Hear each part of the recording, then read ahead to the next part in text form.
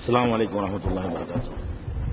الحمد لله نحمده ونستعينه ونستغفره ونؤمن به ونتوكل عليه ونعوذ بالله من شرور أنفسنا ومن سيئات أعمالنا من يهده الله فلا مضل له ومن يضلله فلا هادي له وأشهد أن لا إله إلا الله وحده لا شريك له وأشهد أن محمدا عبده ورسوله أما بعد.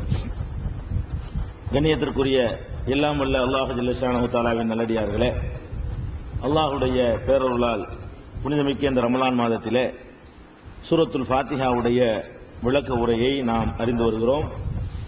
இறுதியாக நாம் ஈயாக்க நஸ்தஈன், உன்னிடமே உதவி தேடுகிறோம் என்று அல்லாஹ்விடத்திலே கொடுக்கிற அந்த வாக்குமூலத்தினுடைய பொருளை, அதனுடைய கருத்தை, விளக்கத்தை ஓரளவுக்கு அறிந்திருக்கிறோம். அல்லாஹ்விடம் தான் உதவி தேடணும், மனிதர்கள்ட்ட தேடக்கூடாது, ரெண்டுக்கு மத்தியில் உள்ள வேறுபாடு என்ன என்பதை எல்லாம் நேற்றைய தினம் பார்த்தோம். அல்லாஹ்விடத்தில் உதவி தேட வேண்டும் என்று சொன்ன உடனே எந்த முறையில் தேடணுங்கிறத நம்ம அறிந்து வைத்திருக்கணும். இல்லைன்னா உதவி தேடி புண்ணியம் இல்லை. ஒரு மனிதன்கிட்ட போய் கேட்கறதா இருந்தா கூட இன்னென்ன முறையில தான் எங்கிட்ட கேட்கணும்னு அவங்க ரூல் வச்சிருப்பாங்க. அந்த ரூல் படி போனாதான் அவங்க வந்து தருவாங்களே தவிர நம்ம இஷ்டத்துக்கு போய் தாறுமாறா கேட்டோம்னா தரமாட்டாங்க. தருவானவன் உங்களுக்கு ஒரு 10 ரூபா தேவை இருக்கு, ஒரு ஆள்கிட்ட போய் கேட்க வேண்டி இருக்கிறது. அது கேட்கிற கஞ்சி கேட்கணும், கதிரி கேட்கணும், அதுக்குண்டு உள்ள முறையில கேட்கணும், குறைந்த சத்தத்தில் கேட்கணும். அவர்கிட்ட கேட்கும்பொழுது அந்த அவர் எப்படி கேட்கணும், கடால் புடால்னு கேட்ட தருவாரா? அப்ப உதவி தேடணும்னு சொல்லிவிட்டு அந்த உதவியை எப்படி தேடணும் என்று நமக்கு தெரியல என்று சொன்னா இந்த வாக்குமூலத்தை நமக்கு நிறைவேற்ற முடியாது. உன்னிடமே உதவி தேடணும்னு சொல்றோம், அவன்கிட்ட எப்படி உதவி தேடணுமோ அப்படி உதவி தேடாம நம்ம கேட்டோம்னா அவன்கிட்ட கேட்டதாகவே வராது. அதனாலதான் நிறைய பேருடைய துவாக்கள் அங்கீகரிக்கப்படுறது இல்லை. அவங்க கேட்கிறாங்க, எந்த முறையிலெல்லாம் கேட்க வேண்டும் என்று அல்லாஹ் நமக்கு சொல்லி தருகிறானோ அதற்குரிய சருத்துகளை பயன்படுத்தி கேட்கணும், முறையையும் தெரிஞ்சுக்கணும், எந்த நேரத்தில் கேட்கலாம். சில நேரங்கள்ல வந்து அல்லாஹ் வந்து கூடுதலா ஏற்றுக்கொள்றவனா இருக்கிறான். எல்லா நேரத்திலையும் அல்லாஹ் தர்றவனா இருந்தாலும் சில நேரங்கள்ல அல்லாஹ் வந்து நம்முடைய கோரிக்கைகளை, உதவி தேடுதலை கூடுதலாக ஏற்றுக்கொள்றவனா இருக்கிறான். அந்த மாதிரி நேரங்கள் எதுன்னு நம்ம என்ன செய்யணும், கண்டுபிடிச்சுக்கணும்.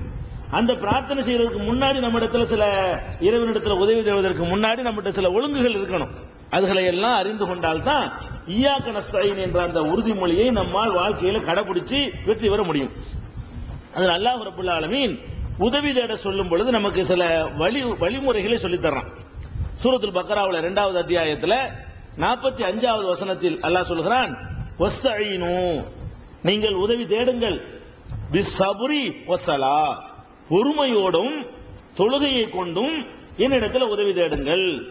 நீங்கள் உதவி தேடுவதா இருந்தால் அல்லாஹ்வுக்கு செய்யற வணக்கத்தை செய்யாம உதவி தேட முடியாது.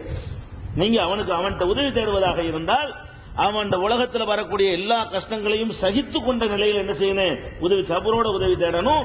2வது வந்து தொழுகையின் மூலமாக உதவி தேடுங்கள் என்று அல்லாஹ் வந்து 2வது அத்தியாயத்தில் 45வது வசனத்தில் சொல்கிறான். இதே மாதிரியான கருத்தை இதே அத்தியாயத்தில் 153வது வசனத்தில் அல்லாஹ் சொல்றான், நம்பிக்கை கொண்டவர்களே இஸ்தஈனு பிஸ்ஸப்ரி வஸ்ஸலா, தொழுகையின் மூலமாகவும் பொறுமையின் மூலமாகவும் உதவி தேடுங்கள், இன்னல்லாஹ மஅஸ்ஸாபிரீன், பொறுமையாளர்களோடு தான் அல்லாஹ் இருக்கிறான் அப்படின்னு இந்த வசனத்தில் அல்லாஹ் நமக்கு உதவி தேடுற ஒரு வழியை சொல்றான். உதவி தேடுறதா இருந்தா நீங்க அவனுக்கு எந்த ஒன்றையும் செய்யாமல் அவன்கிட்ட உதவி தேடக்கூடாது. நீங்க அவன்கிட்ட கேட்கறதுக்கு முன்னாடி என்ன செய்யணும், ஒரு 2 ரக்காத் தொழுதுட்டு அப்புறமேல் கேட்கணும். அல்லது ஒரு ஃபர்லான தொழுகைக்கு பிறகு, அல்லது சுன்னத்தான தொழுகைக்கு பிறகு, அல்லது நபிலான தொழுகைக்கு பிறகு, அல்லது ஹாஜத்து இந்த மாதிரி ஒரு தேவைக்காக தொழுகிற தொழுகைக்கு பிறகு தொழுது முடிச்சுட்டு தான் அல்லாஹ்ட்ட உதவி தேடணும். நமக்கு ஏதாவது ஒன்று தேவைன்னு கேட்டோம்னா அவன் விரும்புற ஒரு காணிக்கை எதுன்னு கேட்டா தொழுகலாம்.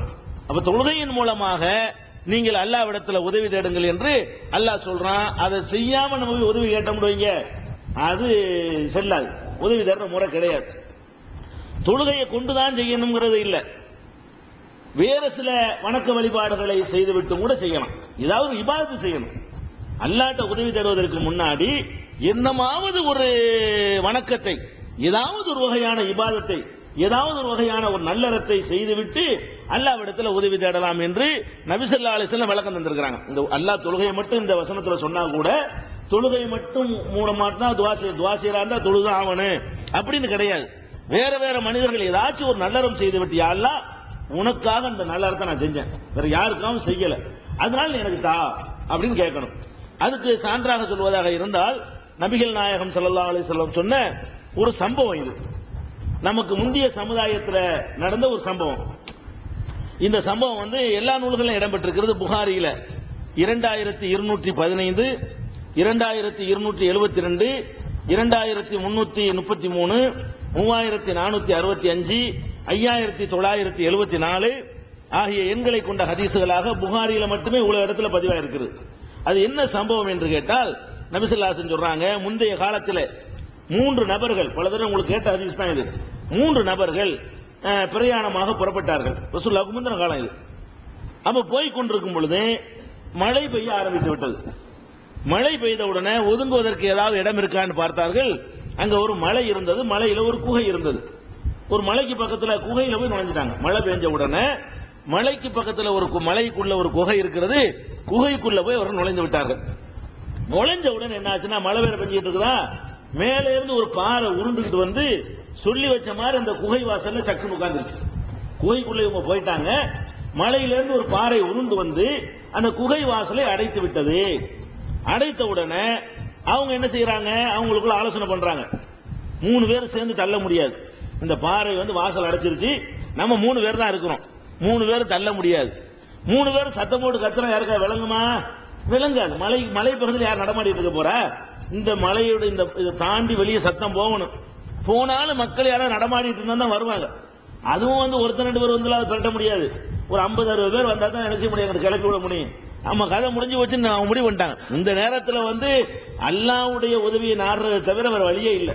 நம்ம சக்தியை கொண்டுலாம் வெளியே வரணும்லாம் நினைக்க முடியாது. அப்படின்னு என்ன செய்யறாங்கன்னு கேட்டா, அவங்களுக்குள்ள ஆலோசனை பண்றாங்க. நம்ம என்ன செய்வோம், நம்ம வாழ்க்கையில நல்ல காரியங்கள் செஞ்சிருப்போம் இல்லையா, நம்ம செஞ்ச நல்ல காரியத்திலேயே ரொம்ப சிறந்த காரியம் எது அப்படிங்கறத நம்ம நினைவுக்கு கொண்டு வந்து அந்த காரியத்தை சொல்லி அல்லாஹ்ட்ட கேட்போம். 25 வருஷ வாழ்க்கையில, 30 வருஷ வாழ்க்கையில, 50 வருஷ வாழ்க்கையில நம்ம செஞ்ச நல்லது அப்படி பட்டியல் போட்டீங்கன்னா ஒரு 25 வரும் வைங்களேன். அதுல இன்னும் நல்லதுன்னு தேர்ந்தெடுத்தா ஒரு 5 வரும் வைங்களேன். அதுலயும் டாப்பா என்ன கொடுக்கலாம், அல்லாஹ்வுக்குண்டே தூய்மையா செஞ்ச ஒரு காரியம் அது என்னன்னு அப்படி ஒன்னு தேர்ந்தெடுக்கலாம். அந்த ஒன்ன சொல்லி, யா அல்லாஹ் உனக்காகத்தானே இந்த ஒன்ன செஞ்ச, அது வேற எந்த கெட்டனும் எனக்கு இல்லையே, அதுக்காக வேண்டி எனக்கு நீ உதவி செய்யி, அதுக்காக வேண்டி எங்களை இந்த இக்கட்ல இருந்து காப்பாத்துன்னு கேட்கணும்னு சொல்லி அவங்க ஆலோசனை பண்ணி கொள்ளுகிறார்கள். ஆலோசனை பண்ணிட்டு அப்ப ஒரு ஆள் சொல்றார், அவர் தான் செய்த நல்லறத்தை என்ன செய்யறாரு, அல்லாஹ்விடத்தில் நினைவுபடுத்துகிறார். அவர் என்ன சொல்றாருன்னு கேட்டா, இறைவா, என்னுடைய பெற்றோர்கள் முதியவர்களாக இருந்தார்கள், என்னுடைய தாயும் தந்தையும் வயசானவர்களாக இருந்தார்கள். நான் சென்று, இதெல்லாம் அல்லாஹ்வுக்கு தெரியும், இதெல்லாம் துஆவில் அப்படி சொல்லி கேட்கிறாரு, அப்படித்தான் கேட்கணும். நான் சென்று ஆடு மேய்த்து விட்டு பிறகு அதிலே வந்து அதுல பால் கறந்து அதைத்தான் உணவாக கொடுக்கிறது வழக்கம். என் தாய் தந்தையர்களுக்காக வேண்டி ஆடு மேய்த்து விட்டு வரும்பொழுது பால் கறந்து அந்த பாலை கொண்டாந்து தாய் தந்தையருக்கு நான் கொடுக்கிறது வழக்கம். அதை என்னுடைய தாய் தந்தையில் குடித்த பிறகு என்னுடைய பிள்ளைகளுக்கு நான் வந்து குடிக்க கொடுப்பேன். ஃபர்ஸ்ட் என்னுடைய தாய் தந்தை நான் எப்போதுமே கொடுப்பேன். இதை என் வழக்கமா கொண்டுகிட்டு இருக்கிறேன். என் பெற்றோருக்கு அப்புறம் தான் மற்றவங்களை நான் கவனிப்பேன். என் பிள்ளைகளுக்கு கூட நான் முதல்ல கவனிக்க மாட்டேன்.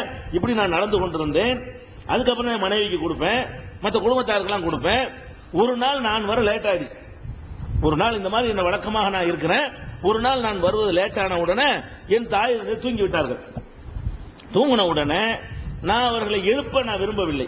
வயசான காலத்தில் தூங்குறாங்க, அவங்கள போய் தூக்கத்தை கெடுக்க வேணாம் என்று சொல்லிவிட்டு அவர்கள் தூங்கி எழுந்திருக்கிற வரைக்கும் என் குழந்தைகளை கொஞ்சம் ஆசுவாசப்படுத்தி கொடுக்காம, பால் கொடுக்காம அவங்களை தூங்கி எழுந்திருக்கிற வரைக்கும் நான் காத்துக்கிட்டே இருந்தேன். அவங்க எழுந்த பிறகு அவங்களுக்கு அந்த பாலை நான் கொடுத்தேன். அப்ப இதை நான் செய்தது எதுக்கு செஞ்சேன்னு கேட்டா, இந்த உலகத்தில் எந்த ஒன்றையும் எதிர்பார்த்து நான் செய்யல. அந்த தாய் தந்தையர்களை என்னை அடிப்பாங்க உதப்பாங்க இருக்காங்க, அவங்களும் முதிய ஆளுக்க, அவங்களால எனக்கு ஒண்ணுமே செய்ய இயலாது. அந்த கண்டிஷன் வந்துட்டாங்க. பெற்றோரை கவனிக்க வேண்டும் என்று நீ சொல்லி இருக்கிற காரணத்தினாலதான், உனக்கு பயந்துதான் நான் இந்த ஒரு அமலை செஞ்சேன், வாழ்க்கையில கடைபிடிச்சேன். அதனால நீ வந்து இந்த அமலை நீ ஏற்றுக்கொண்டால் இறைவா எங்களை இந்த இக்கட்டில இருந்து காப்பாத்து அப்படின்னு அவரு தான் செய்த துஆவை செய்யறார். இது ஒரு நாள் நான் செய்யல, என் வழக்கமே இதுவா தான் நான் வச்சிருக்கிறேன். டெய்லி என் தாய் தந்தையருக்கு தான் கொடுப்பேன். அப்புறம் தான் என் பிள்ளைகள் மனைவிகள் நாங்கெல்லாம் சாப்பிடுவோம். ஃபர்ஸ்ட் முன்னுரிமை வந்து என் பெற்றோருக்கு தான் நான் கொடுத்திருக்கிறேன். இது காரணம் வந்து உன்னுடைய திருப்தி தான், தவிர வேற ஒண்ணும் இல்ல. இவ்வளவு சொல்றாரு. சொன்ன உடனே என்னவாச்சு, அந்த பாறையில வந்து ஒரு 1/3 3 1 பங்கு அளவுக்கு லேசா விலகுது பாறை. 3 பேர் இருக்கனால அல்லாஹ் வந்து அது கணக்கு பண்ணிட்டான். சரி, ஒவ்வொரு ஆள் கேட்கும்போது ஒன் தேர்ட் தள்ளி விட்டுருவாங்க. அந்த பாறை என்ன செய்யுதுன்னு கேட்டா கொஞ்சம் அப்படி நகருது, வெளிச்சம் காத்து வருது, ஆளுக்கு வெளியே வர முடியாது. 1/3 அளவுக்கு என்ன செய்யுது, லேசா அந்த பாறை விலகியது. விலகின உடனே அடுத்தவர் என்ன செய்யறாருன்னு கேட்டா அவர் துவா செய்ய ஆரம்பிக்கிறார். அவர் என்ன செய்யறாருன்னு கேட்டா, இறைவா, நான் வந்து ஒரு என்னுடைய சிறிய தந்தையுடைய மகள் ஒருத்தி இருந்தால், அவளை நான் வந்து விரும்பினேன்னா ரொம்ப உயிருக்கு உயிரா நான் அவளை வந்து நேசிச்சேன். ஆனா அவ வந்து எனக்கு வந்து என்னை விரும்பல, என்னோட இணங்க தயாரா இல்ல. நான் அவளை வந்து தவறான முறையில் அனுபவிப்பதற்காக வேண்டி பல முறையில் முயற்சி பண்ணினேன். அவ அதுக்கு இடம் தர மாட்டேன்ட்டா. இதுக்கப்புறம் வந்து ஒரு தடவை அவளுக்கு ஒரு கஷ்டம் வந்து அவங்க என்கிட்ட உதவி கேட்டு வரும் பொழுது 100 தீனார் தங்க காசுகள் கொடுத்து நான் உதவி செய்யறா நீ வந்து என்னுடைய ஆசைக்கு இணங்கணும் என்று சொன்னேன். அவளும் சரின்னு சொன்னா. நான் வந்து அந்த தப்பான காரியத்தை செய்ய நெருங்குற நேரத்தில் அல்லாஹ் பயந்துக்கான்னு சொன்னான். உடனே நான் அதிலிருந்து விடுபட்டு விட்டேன். உன்னுடைய அல்லாஹ் பயந்துகொள் என்ற அந்த ஒரு சொல் என்னுடைய இதயத்தை ஆட்டி விட்டதல்ல. நான் அதோட எந்திரிச்சிட்டேன். இதை வந்து நான் அந்த நேரத்தில் என்ன செஞ்சிருந்தாலும் கேட்க யாருமே கிடையாது. நான் செஞ்சிருக்க முடியும். அல்லாஹ்வை பயந்துகொள் என்ற அந்த ஒரு வார்த்தைக்காக நான் செஞ்சேனே, என்னுடைய எல்லா ஆசாபாசங்களையும் அந்த அல்லாஹ்ங்கிற சொல்ல இணைஞ்சிருச்சு, ஒரு செகண்ட்ல மாத்தி விட்டுருச்சு. அல்லாஹ் இது நான் உனக்காகத்தான் செஞ்சேன், இதை நான் உனக்காக செய்ததா நீ கருதினால் நீ வந்து இந்த குகையிலிருந்து எங்களை காப்பாற்றணும்னு இன்னும் கொஞ்சம் குகை விலகுகிறது. ஆனால் வந்து வெளியே வர முடியாத அளவுக்கு விலகி இருக்கிறது. இவர் சொல்லிட்டாரா. அதுக்கடுத்து என்ன செய்யறாருன்னா 3வது ஆள் சொல்றாரு, இறைவா, நான் ஒரு என்னுடைய இதில் வேலை செய்வதற்காக கூலிக்கு ஒரு ஆளை பிடிச்சேன். கூலி வேலைக்காக வேண்டி ஒரு ஆளை இணைஞ்சேன், என்னுடைய வயல்ல ஏதோ தோட்டத்தில் சேர்த்தேன். அந்த ஆள் என்கிட்ட கூலி வேலை செஞ்சார். செஞ்சுட்டு என்ன செஞ்சாருன்னா கூலியை கொடுத்தேன். கூலியை கொடுத்த உடனே நான் வந்து பின்னாடி வந்து வாங்கிக்கிறேன் அப்படின்னு போயிட்டார். போனவரை காணாம். 1 நாள் ஆச்சு, 2 நாள் ஆச்சு, ஒரு 3 நாள் ஆச்சு, 10 நாள் ஆச்சு, 15 நாள். ஆள் போனவர் தான். என்ன ஆனாரோ தெரியல, நாளை காணாம். அப்ப அவருடைய பொருளை நம்ம என்ன செய்யறது, காசை வச்சுட்டு இருக்கிறோமே, அவர் கொடுக்க வேண்டிய கூலி ஆச்சுன்னு சொல்லி அதுக்கு ஒரு ஆட்டை வாங்கி விடுறாரு. ஒரு ஆடு 2 ஆடா போகுது, 2 ஆடு 3 ஆடா போகுது, அப்படியே பெருகுது. அது ஒரு பெரிய பண்ணையாவே இருந்துச்சு. ஆட்டு பண்ணணும் மாட்டு பண்ணணும் பயங்கரமா பெருகி போச்சு. அந்த முதலீடு தனியா எடுத்து வச்சு அந்த ஆளுடைய காசு சும்மா இதுக்கு வச்சிருப்பானே, எதையாவது போடுவோம், நான் வந்து அவர்கிட்ட கொடுத்துருவோம் அப்படின்னு செஞ்சாரு. செஞ்ச உடனே அது என்னஞ்சிருச்சு, எல்லாம் நாடித்தான் பயங்கரமா பல்கி பெருகி போச்சு. ரொம்ப காலத்துக்கு பிறகு அந்த ஆள் வர்றாரு. ஒரு நாள் உங்ககிட்ட நான் கூலி வாங்காம போயிட்டேன், 1 மாசம் வேலை செஞ்சுட்டு சம்பளம் வாங்காம போயிட்டேன், நீ வந்து அதை கொடு அப்படின்னு உடனே இந்த இடத்துல ஆட்டு மத்த எல்லாம் இறக்கிட்டு போ அப்படிங்கிறாரு. கிண்டல் பண்றியா? கிண்டல் தான் நினைக்குவாரு அவர், நெசமா சொல்றாரு அவரு. அந்த ஆள் நினைக்கிறாரு, கிண்டல் பண்ணாதப்பா, நான் ஒரு ஏழை பால மனுஷன், நான் உன்கிட்ட வேலை செஞ்சுட்டு தான் கூலியை கேட்கிறேன், கிண்டல் இல்லப்பா, நெசமா நீ உனக்குள்ளதாப்பா இது அப்படின்னு சொல்லி உண்மையை விளக்கி அவருடைய காசை கொண்டு எதெல்லாம் உற்பத்தி ஆச்சோ அதை பூரா நான் அப்படி அவர்கிட்ட கொடுத்துட்டேன். இப்படி கொடுக்க தேவையில்லை, அவர் காசை மட்டும் நான் கொடுத்தாலே போதும். அல்லது இல்ல உனைய தெரியாத எனக்குன்னு சொன்னா கூட எவனும் கேட்க இயலாது, எந்த சாட்சியும் கிடையாது, எந்த ரெக்கார்டு ப்ரூஃப்லாம் கிடையாது, உலகத்துல யாராலும் நிரூபிக்க இயலாது. அந்த மாதிரி ஒரு காரியத்துல வந்து அவர் காசை கொடுத்தாலே போதுங்கிற ஒரு விஷயத்துல என்ன, நான் தான் உழைச்சேன், நான் தான் பெருக்கி இருக்கிறேன், இவ்வளவு இன்னைக்கு நான் கொடுக்க தேவையில்லை, இருந்தாலும் நான் அந்த தொழிலை துவக்கும் பொழுது அவர் வந்தால் இது அப்படி கொடுத்துடணும் நான் நியத்து வச்சுட்டேன், அதனால நான் தொடக்கூடாது என்ற காரணத்தினால உனக்கு பயந்து நான் அதை கொடுத்துட்டேன்ல, இதை நீ ஏற்றுக்கொண்டால் என்னை எங்களை காப்பாத்துன்னு சொன்ன உடனே அந்த பாறை வந்து விலகுது. அப்ப அல்லாஹ்ட்ட வந்து நெருக்கடியில மாட்டிக்கிறவங்க வந்து அவங்க ஒரு நல்லதை செஞ்சுட்டு கேட்கணும், அல்லது ஏற்கனவே செஞ்ச ஒரு நல்லறத்தை நினைவுபடுத்தியாவது கேட்கணும். அப்பவாது ஒரு நல்லறத்தை செய்யணும்.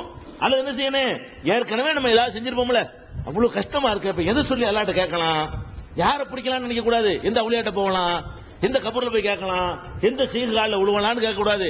எப்படி திங்க் பண்ணணும்னு கேட்டா, நம்ம செஞ்ச நல்ல அமல் எது, ஏதாச்சும் நம்ம வாழ்க்கையில ஒரு நல்ல காரியம் செஞ்சிருக்கிறோமா, ரொம்ப சிறந்த காரியம், ரொம்ப டாப்ல உள்ள காரியம், இறை எச்சத்தை தவிர வேறு எதுவும் அதுக்கு காரணமா இருந்திருக்காது. அப்படி ஒரு காரியத்தை வாழ்க்கையில ஒவ்வொருத்தரும் செஞ்சுதான் இருப்போம். எல்லா மனிதர்களுமே அல்லாஹ்வுக்கு மாத்திரம் பயந்து செய்த காரியம் அவங்களுடைய வாழ்நாள்ல 1, 2, 10, 100 இருக்கும். அவர்கள் அதை நினைவுபடுத்தி, யா அல்லாஹ் உனக்காகத்தான் அதை செஞ்சேன், எனக்கா நீ செய்யி அப்படின்னு கேட்டார்களே, ஆனால் அது வந்து ஏற்றுக்கொள்ள. ரசூலுல்லாஹ் இதை கதையா சொல்லல, ரசூல் ஸல்லல்லாஹு அலைஹி வஸல்லம் சொல்றாங்கன்னா எதுக்கு சொல்றாங்க, படிப்பனைக்கு தான். அல்லாஹ்வுடைய தூதர் ஒரு சம்பவத்தை நமக்கு சொல்றாங்கன்னு கேட்டா கதை கேட்டு ரசிக்கிறதுக்காக வேண்டியா, இந்த மாதிரி நீங்களும் செய்யுங்கிறது தான் சொல்றாங்க. இந்த மாதிரி ஒரு நெருக்கடி சிக்கல் வரும் பொழுது சும்மா ஓடுது அல்லாஹ்ட்ட போய் கேட்றாம என்ன செய்யுங்க, எதையாவது இபாதத்தை செஞ்சுட்டு கேளுங்க, அல்லது ஏற்கனவே செஞ்ச இபாதத்தை சொல்லி அதுல சிறந்த இபாதத்தை தேர்ந்தெடுத்து அதை சொல்லி அல்லாஹ்ட்ட கேளுங்க, அல்லாஹ் ஏத்துக்கிறான். உடனடி நிவாரணம் கிடைக்க பாருங்களேன். சொல்லிக்கிட்டு இருக்கும்போது விளக்குதுல, உடனுக்குடன் அல்லாஹ் ஏத்துக்கிறதா இருந்தால் இப்படி நம்ம கேட்டுக்கிறோம்னு யோசிச்சு பார்க்கணும். துவா செஞ்சிருக்கீங்களே, ஏதாவது ஒரு அமலை சொல்லி கேட்டுக்கிறோமா அல்லாஹ்விடத்துல? அல்லாஹ் இந்த மாதிரி ரொம்ப கஷ்டமா வந்தான், எனக்கே சாப்பாட்டுக்கு வழி இல்ல, இருந்தாலும் அவன் கஷ்டத்தை பொறுக்க முடியாம நான் அவனுக்கு என் வீட்டுல உள்ள சாப்பாடெல்லாம் கொடுத்துட்டேன், அப்படி என்னையா ஒரு நாள் செஞ்சிருப்பீங்க? ஒரே மாதிரி மனுஷனுடைய மூடு இருக்காது, ஒரு நேரம் ஒரு நாள் இப்படி ரொம்ப கூடுதல் இறக்கம்லாம் வந்திருக்கு, இப்படி என்னதே செஞ்சிருப்போம். அதை நினைத்து பார்த்து என்ன செய்யணும், நான் இந்த மாதிரிலாம் செஞ்சேனே, என்னுடைய துவாவை ஏத்துக்க, நான் யார்கிட்ட போய் கேட்பேன் அப்படிங்கிற மாதிரி நம்ம பிரார்த்தனை பண்ணோம்னு சொன்னா அல்லாஹ் ஏத்துக்குருவான் அப்படிங்கறத நம்ம இந்த ஹதீஸ் புகாரில இந்த சம்பவம் வந்து 2215, 2272, 2333, 3465, 5974 ஆகிய எண்களை கொண்ட ஹதீஸ்களாக பதிவு செய்யப்பட்டிருக்கு. அப்ப அல்லாஹ்ட்ட கேட்கிற முறை, உதவி தேடுகிற முறை, உன்னிடமே உதவி தேடுகிறோம்னா சும்மா போய் வீசுனகை வெறுங்கையுமா போய் கேட்கக்கூடாது. என்ன செய்யணும், அதுக்கு என்னத்தையாவது இறைவனுக்கு கொண்டு போகணும். என்னத்தை கொண்டு போறது? காசு பணத்தை வாங்க மாட்டான், அவன் தேவையற்றவனா இருக்கிறான். அவன்கிட்ட கொண்டு போறது என்னன்னு கேட்டா நம்ம செய்திருக்கிற நல்லறங்கள் தான் கொண்டு போக முடியும். அந்த நல்லறங்களை கொண்டு போய் அவன்கிட்ட முன்னால் நிறுத்தி அல்லாஹ்விடத்துல கேட்கணுங்கிறது விளங்குறது. இதுல இதை வலியுறுத்துற விதமாக அல்லாஹ் வந்து 5வது அத்தியாயத்துல 35வது வசனத்தில் ஒரு கருத்தை சொல்கிறான். இந்த வசனத்தை தப்பு தவறுமா தாறுமாற சில பேர் புரிஞ்சு கொண்டிருக்கிறார்கள். அந்த வசனம் என்னன்னு கேட்டா, யா அய்யுஹல்லதீன ஆமனு, நம்பிக்கை கொண்டவர்களே, இத்தகுல்லா, அல்லாஹ்வை பயந்து கொள்ளுங்கள், வபுதகு இலைஹில் வசீலா, அல்லாஹ்வின் பக்கம் ஒரு வசீலாவை தேடிக் கொள்ளுங்கள். அந்த வசீலாக்கு நான் அர்த்தம் இப்ப சொல்லல, அந்த ஆயத்தை வந்து ஏற்குமாற வழங்கிட்டு இருக்காங்க. அல்லாஹ்வை நம்பிக்கை கொண்டவர்களே, அல்லாஹ்வை பயந்து கொள்ளுங்கள், வபுதகு இலைஹில் வசீலா, அல்லாஹ்வின் பக்கம் ஒரு வசீலாவை தேடிக் கொள்ளுங்கள், வஜாஹிது ஃபீ ஸபீலிஹி, அல்லாஹ்வுடைய பாதையிலே போரிடுங்கள், லஅல்லக்கும் துஃப்லிஹூன், நீங்கள் வெற்றி பெறுவீர்கள் அப்படின்னு அல்லாஹ் வந்து 5வது அத்தியாயத்துல 35வது வசனத்தில் அல்லாஹ் சொல்லி காட்டுகிறான். இதுல என்ன சொல்றான்னு கேட்டா, அல்லாஹ்வாகி என்னிடத்துல வந்து வசீலா தேடிக்கிறேங்கிறான், வசீலாவோட தான் என்னிடத்துல வரணும் அப்படிங்கிறான். இந்த வசீலாங்கிற வார்த்தையை வச்சுட்டு என்ன செய்யறாங்க தெரியுமா, நாங்க அவுலியாக்களை வசீலாவா யூஸ் பண்றோம். வசீலாங்கிற வார்த்தைக்கு நமக்கு அர்த்தம் தெரியாதுல, அந்த மக்களுடைய அறியாமை பயன்படுத்தி கொண்டு என்ன செய்யறாங்கன்னு கேட்டா, நாங்க அல்லாஹ்ட்ட கேட்கும்போது இந்த பெரியாருடைய பொருட்டால் எங்களுக்கு தருவாயாக, அந்த பெரியாருடைய பொருட்டால் எங்களுக்கு தருவாயாக இப்படின்னு கேட்கறத வசீலாங்கிறாங்க.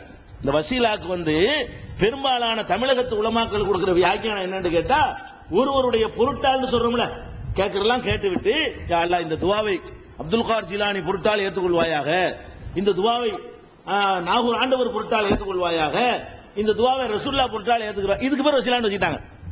அல்லாஹ் வசீலா தேட சொல்றான், அல்லாஹ் நேரடியா வரக்கூடாது, வசீலாவோட வரணுங்கிறான், அதனால நாங்க வசீலா எடுத்துக்கிறோம் அப்படின்னு ஒரு வியாக்கியானம் கொடுக்கறாங்க. இது தப்பு. ஏன்னா வசீலாங்கிற வார்த்தைக்கு வந்து அகராதியில என்ன அர்த்தம்னு கேட்டா, சாதனம். வசீலான்னு அர்த்தம் சாதனம் அர்த்தம். இப்போ நம்ம ஒரு ஆறு இருக்குது, பெரிய ஆறு, அதை கடந்து நம்ம செல்ல வேண்டி இருக்கிறது. அதை கடந்து செல்வதற்கு நமக்கு ஒரு படகு, தோணி வேணும். அது தோணி வந்து வசீலான்னு சொல்லுவாங்க. தோணி என்பது அரபி அகராதி எடுத்து பாத்தீங்கன்னா, தோணி என்பது படகு என்பது ஆற்றை கடப்பதற்கு வசீலா. வசீலான்னா என்னன்னு விளங்கிறதுக்காக சொல்லி வர்றேன். இப்ப நம்ம ஊர் இங்க இருந்து மதுரைக்கு போக வேண்டி இருக்கிறது. மதுரைக்கு போவதா இருந்தால் நம்ம மதுரைக்கு போவதற்கு பஸ், காரு, ட்ரெயின் இதெல்லாம் வசீலா. அது இருந்தாலும் போக முடியும்.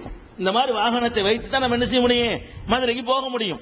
அப்போ ஒரு காரியத்தை செய்வதற்கு என்ன கருவிகள் யூஸ் ஆகிறதோ அந்த கருவிகளும் சாதனங்களும் தான் அரபு மொழியில வசீலா என்று சொல்லப்படும். எழுதுவதற்கு பேனா வசீலா, விரலை கொண்டு எழுத முடியாது.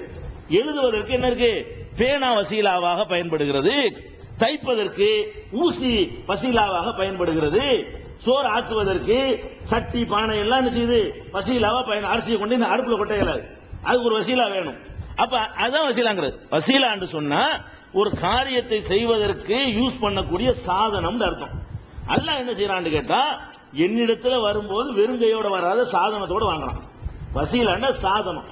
சாதனம்ங்கிற வார்த்தைக்கு என்ன செஞ்சிட்டாங்கன்னு கேட்டா, உங்க ஆட்கள் வச்சுட்டாங்க. ஆட்கள் வந்து சாதனம் கிடையாது. சாதனம்டா என்ன, இந்த சாதனம் என்னங்கிறதா மொத்த குர்ஆனே சொல்லப்படுது. தொழுவுங்கிறான், நோன்பு வைங்கிறான், ஜக்காத்து கொடுங்கிறான், ஹஜ் செய்யுங்கிறான், தான தர்மங்கள் செய்யுங்கிறான்.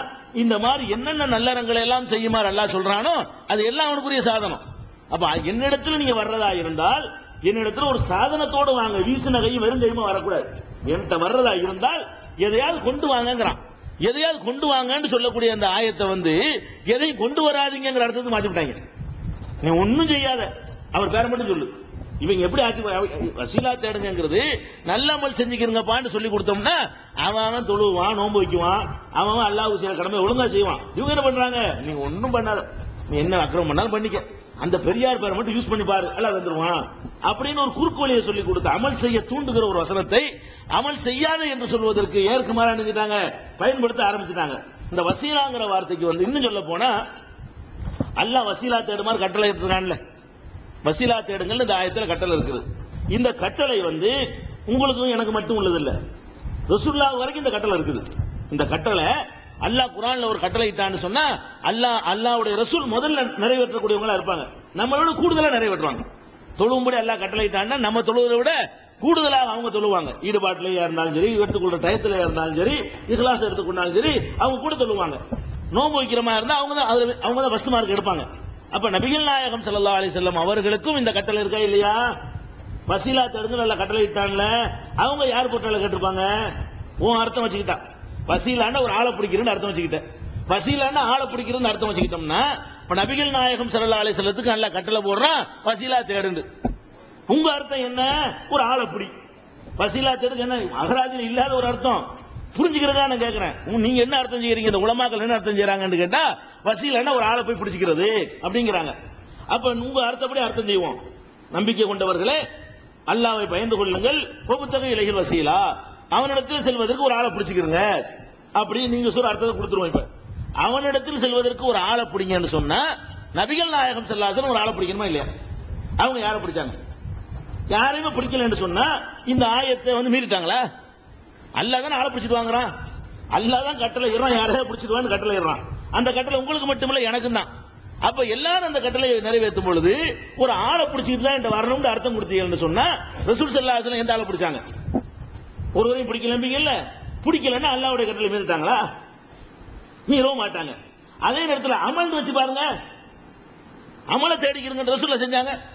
நீங்களும் தொழுவுறீங்க, அவங்களும் தொழுறாங்க, ரசூலுல்லாஹ் தொழுதாங்க. நீங்கள் நோன்பு வைக்கிறீங்க, ரசூலுல்லாஹ் நோன்பு வச்சாங்க. நீங்களும் ஜகாத்து கொடுப்பீங்க, ரசூலுல்லாஹ் வசதி இருந்தா ஜகாத்து கொடுத்திருப்பாங்க. அப்ப அமல் எடுத்து வைத்துக்கிட்டோம்னா அல்லாஹ் எல்லாருமே ரசூலுல்லாஹ் உட்பட செஞ்சிருப்பாங்க.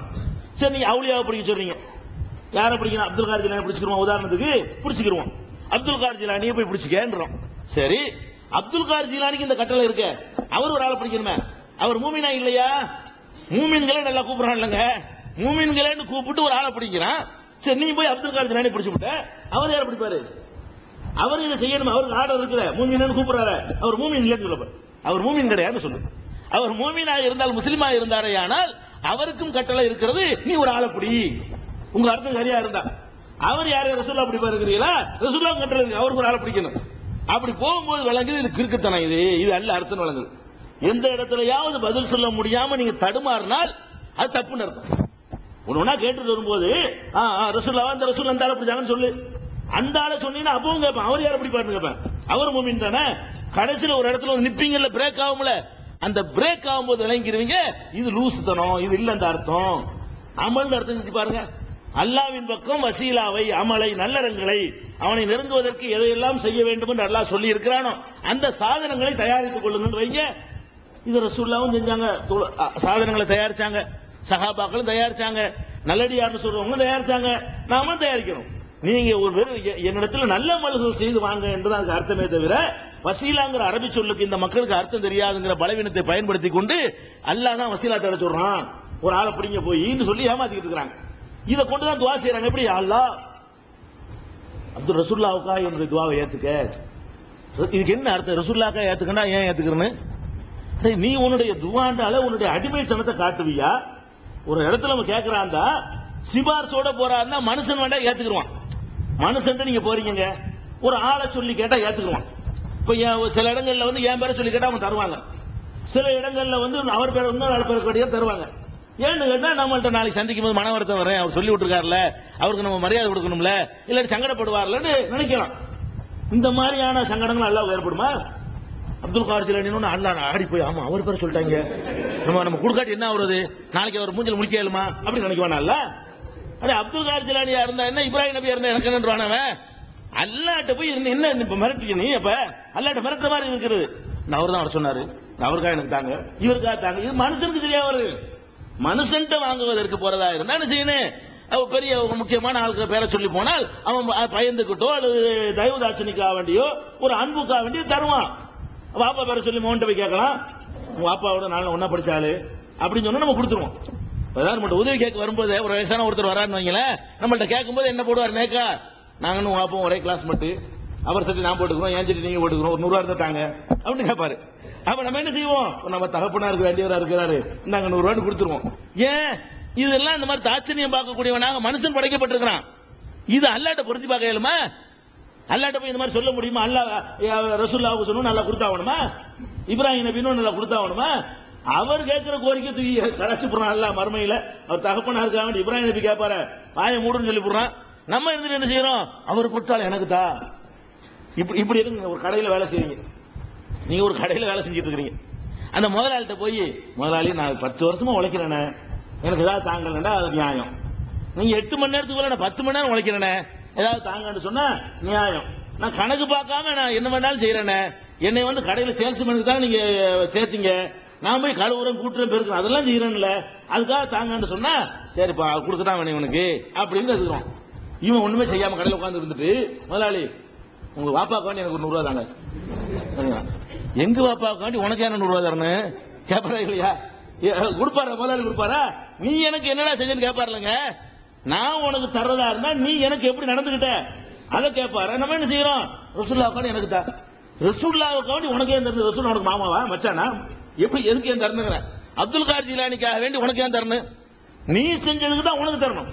நான் அவன் என்ன செய்யறானோ அதை சொல்லிக்கிட்டு கூலி கேட்டா நியாயம் இருக்கு. அல்ல நான் உனக்காக செஞ்சேன், அல்ல அந்த குகையில உள்ள சம்பவம், தொழுகையை கொண்டு உதவி தேடுங்கிற சம்பவத்துல எல்லாம் அது அல்ல நமக்கு சொல்லி தர்றான். நான் இன்னும் செஞ்சேன்னு சொல்லி கேட்டீங்களே, ஆனால் அதுல நியாயம் இருக்கிறது.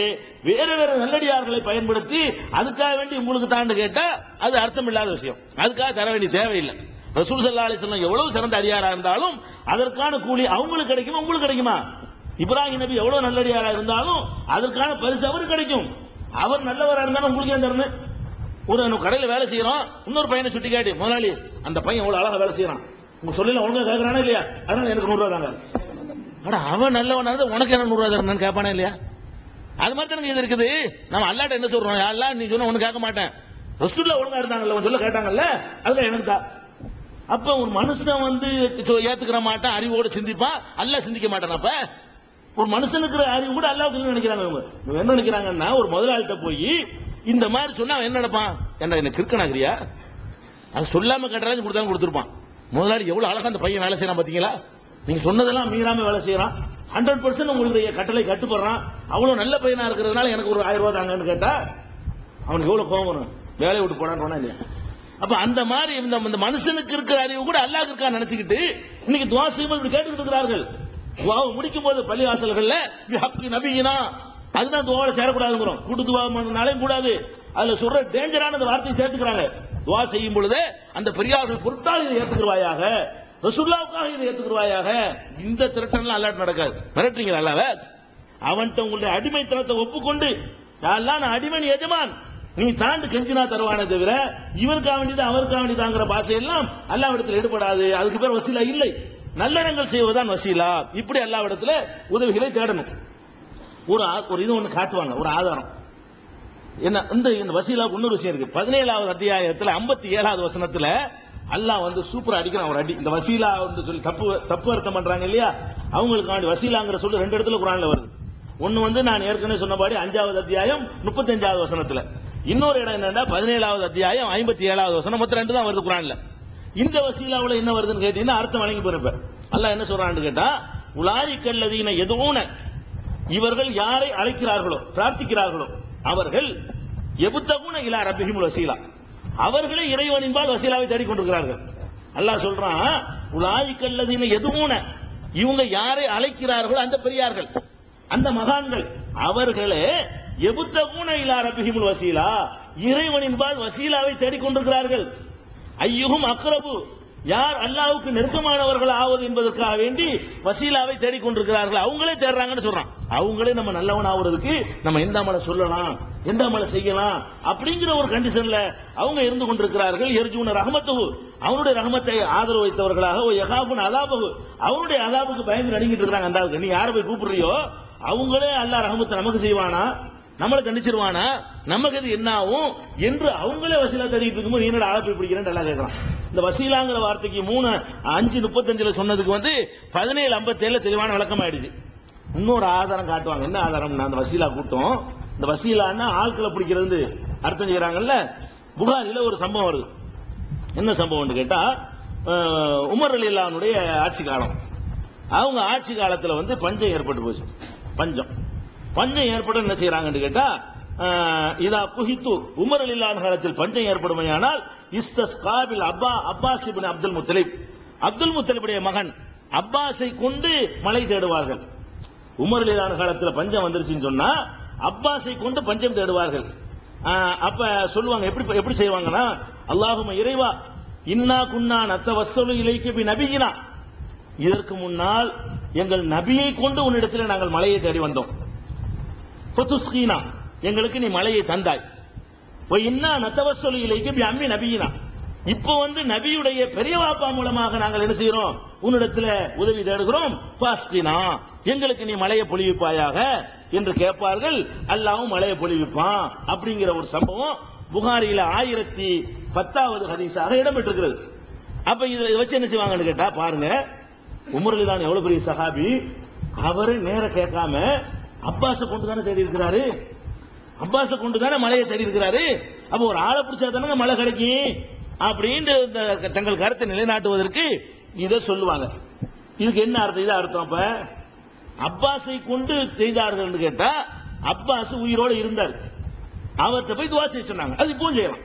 ஒரு பெரிய மனுஷன், வயசான ஒருத்தர், நல்ல மனுஷன் பேர் எடுத்து இருந்தாருன்னு கேட்டா, நீங்க துவா செய்யுங்க, நீங்க துவா செய்யுங்க ஒருத்தர் சொல்லலாம். இது மார்க்கத்தில் அனுமதிக்கப்பட்டது, இன்னைக்கு அனுமதிக்கப்பட்டிருக்கிறது. அப்ப நபிகள் நாயகம், நான் கேட்கிறேன், இந்த நேரத்திலையும் உமர் ரலியல்லாஹு நபியின் பொருட்கள் கேட்கல. அதாவது ரசூலுல்லாஹ் காலத்துல நபிட்ட போய் கேட்டாங்களாம். எப்படி கேட்டாங்க? நபிட்ட போய் பள்ளிவாசல்ல ஒரு நாள் ரசூல் ஸல்லல்லாஹு அலைஹி வஸல்லம் பயான் பண்ணிட்டு இருக்காங்க, குத்பா. ஒரு கிராமவாசி எந்திரிக்கிறாரு, அல்லாஹ்வுடைய தூதரே, ஆடெல்லாம் செத்து மடியுது, தண்ணி இல்ல, ரொம்ப கஷ்டப்படுறோம், நீங்க அல்லாஹ்ட்ட துஆ செய்யுங்க அப்படின்னு கேட்கிறாரு. உடனே மெம்பர்ல இருந்த மாதிரியே கைகளை உயர்த்தி, அக்குல் தெரிகிற அளவு கைகளை உயர்த்தி அல்லாஹ்விடத்துல என்ன செய்றாங்க, ரசூல் ஸல்லல்லாஹு அலைஹி வஸல்லம் துஆ செய்றாங்க. இதைத்தான் உமர் ரலியல்லாஹு சொல்றாங்களே தவிர, ரசூலுல்லாஹ் பொருட்டால் மலையை தாண்ட கட்டு வந்தாங்க எல்லாரும். ரசூல் ஸல்லல்லாஹு அலைஹி வஸல்லம் காலத்துல எப்படி மலை தேடினார்கள் என்று, மலை தொழுகை என்றே, மலை தேடுதல் என்றே புகாரில முதல் வால்யூம்ல ஒரு அத்தியாயம் இருக்குது. அவ்வளவு ஹதீஸ் என்ன வருதுன்னு கேட்டா, நபி ஸல்லல்லாஹு அலைஹி வஸல்லம் அவங்க அல்லாஹ்விடத்துல துஆ செய்வாங்கன்னு இருக்கே தவிர, நபி ஸல்லல்லாஹு அலைஹி வஸல்லம் பொருட்டால் எங்களுக்கு மலை தருவாயாக என்று சஹாபாக்கள் துஆ செய்வாங்கன்னு வரல. மலைக்கு முறையிடுவாங்க, ரசூல் ஸல்லல்லாஹு அலைஹி வஸல்லம் அல்லாஹ்ட்ட கேட்பாங்க. அந்த மாதிரி தான் இவர் என்ன செய்யறார், உமர் ரலியல்லாஹு காலத்துல ரசூல் ஸல்லல்லாஹு அலைஹி வஸல்லம் உசுரோட இருந்தா அவங்கள்ட்ட போய் துஆ செய்ய சொல்லலாம். அவங்க உசுரோட இல்ல. அப்ப அப்பாஸ் தான் உயிரோட இருக்காரு, பெரிய மனுஷன், அவர் மூத்த ஆளு, ரசூலுல்லாஹ்வுடைய பெரிய வாப்பாண்டா, எவ்வளவு வயசானவரா இருப்பாரு, ஒரு பெரிய மனுஷன் இருக்கிறதுல ஒரு மூத்த ஆளா இருக்கிறாரு. அதனால அப்பாஸ் நீங்க பார்த்து அல்லாஹ்ட்ட துஆ செய்யுங்க அப்படிங்கிறாங்க. அவர் துஆ செய்யறாரு. துஆ செஞ்சு நல்ல மலையை கொடுக்குறான். அப்ப உயிரோடு இருக்கிறவர்கிட்ட துஆ தான் வேண்டி இருக்கிறாங்களே தவிர, பொருட்டால் கேட்கிறாங்கன்னு அர்த்தம் இதுக்கு செய்ய இயலாது. பொருட்டால் கேட்கிறதா இருந்தால் அப்பாஸை விட ரசூலுல்லாஹ் பொருட்டால் கேட்டுக்கலாம். பொருட்டால் என்று சொன்னால் உயிரோடுக்கு தேவையில்லை. அவர் நீங்க அப்படிதான் இப்ப கேட்கறீங்க, அப்துல் காதர் ஜிலானி பொருட்டால் கேட்கறீங்க, அவர் பிறக்கவா செய்யறாரு, இல்லாதால் பொருட்டா தானே கேட்கறீங்க.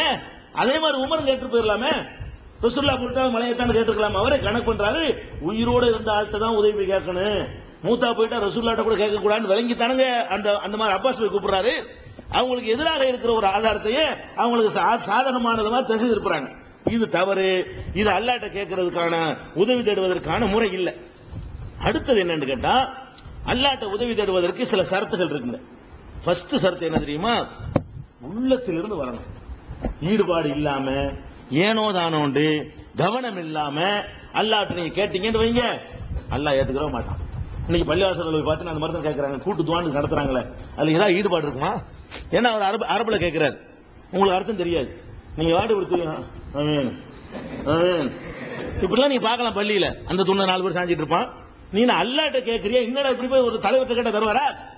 ஒரு ஆள்கிட்ட போய் ஒரு மனு கலெக்டர் போய் மனு கொடுக்குற, இப்படி தூங்கிட்டு அவன் எவ்வளவு கோபம் வர, ஒரு கலெக்டர் போய் இப்படி கொடுப்பியா? நீ அல்லாஹ்ட்ட மனு கொடுக்குறா இருந்தா கலெக்டருடைய மரியாதை வச்சுக்கிட்டு இருந்தாங்க, இப்படிதானே கொடுப்ப. இது ஏன் உனக்கு அல்லாஹ் விஷயத்துல வர மாட்டேங்குது?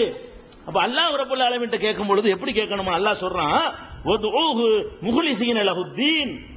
7வது அத்தியாயத்துல 29வது வசனத்தில் அல்லாஹ் சொல்றான், அல்லாஹ்ட்ட கேட்கிற ஒழுங்கை ஒண்ணுன்னா சொல்லி தர்றான். என்னிடத்துல கேட்பதாக இருந்தால் உள்ளத்திலே இஹ்லாஸோட, கலப்பற்ற எண்ணத்தோட, நான் தான் தரணும், வேற வழி இல்லை என்ற எண்ணத்துல உள்ளத்துல நிறுத்தி, உள்ளத்திலிருந்து என்னிடத்துல கேள், அப்படின்னு 7வது அத்தியாயம் 29வது வசனத்தில் அல்லாஹ் சொல்லுகிறான்.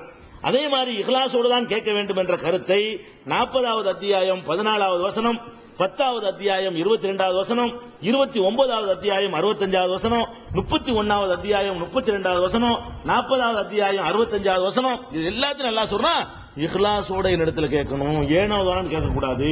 அல்லாஹ்ட்ட கேட்கிறதா இருந்தால் அவனுடைய மரியாதை எல்லாத்தையும் உள்ளத்துல இருத்தி உள்ளத்துல இருந்து கேட்கணும் அந்த துஆவை. அது ஷர்த். அதான் உதவி தேடுறது முறை. இய்யாக நஸ்தஈன் சொன்னா பத்தாது, உதவி தேடுவதற்கு முன்னாடி என்ன செய்யணும்?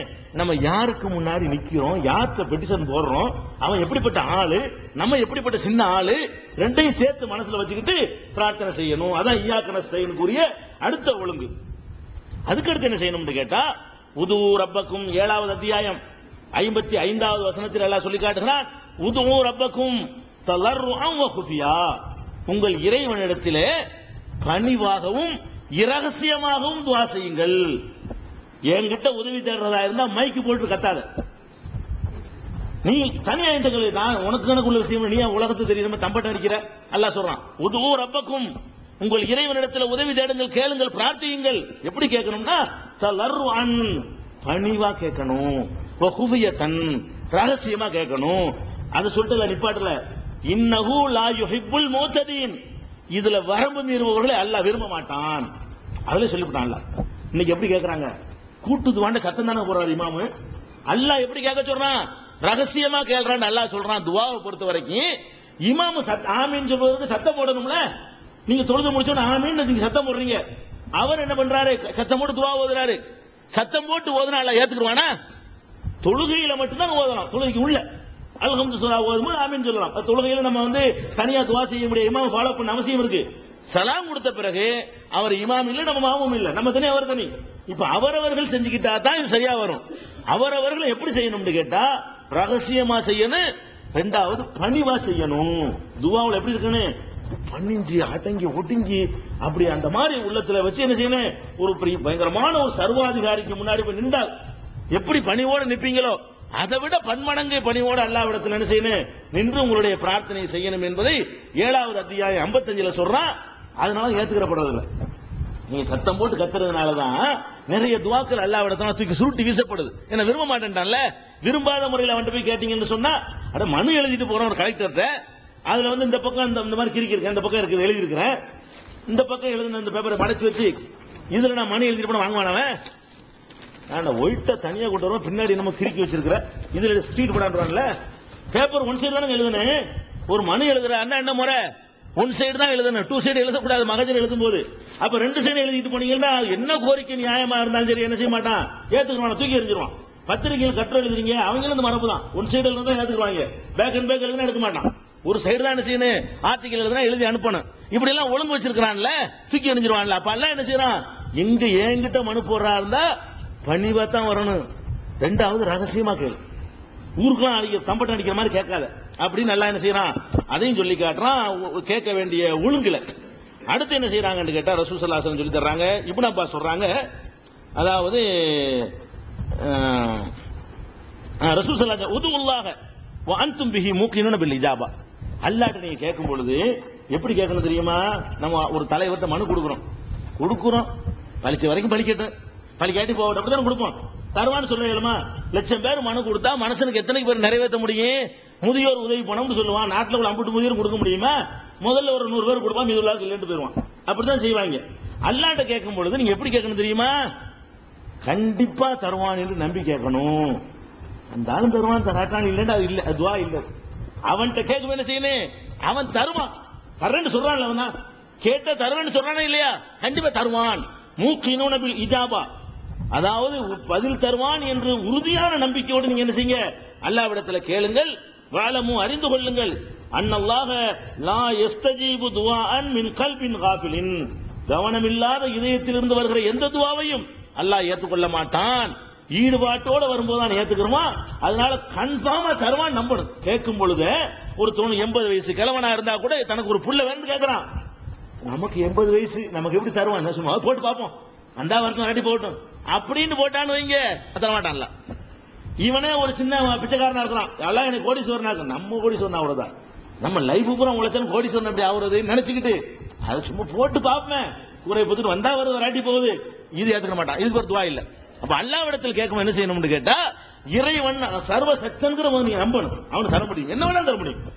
பிச்சைக்காரன் ஓட்ட பணக்காரன் ஆகுவான், கோடீஸ்வரன் பிச்சைக்காரன் ஆகிடுவான், அவனுக்கு ஒரு செகண்ட் போதும் குன்னுண்டா ஆயிரும்.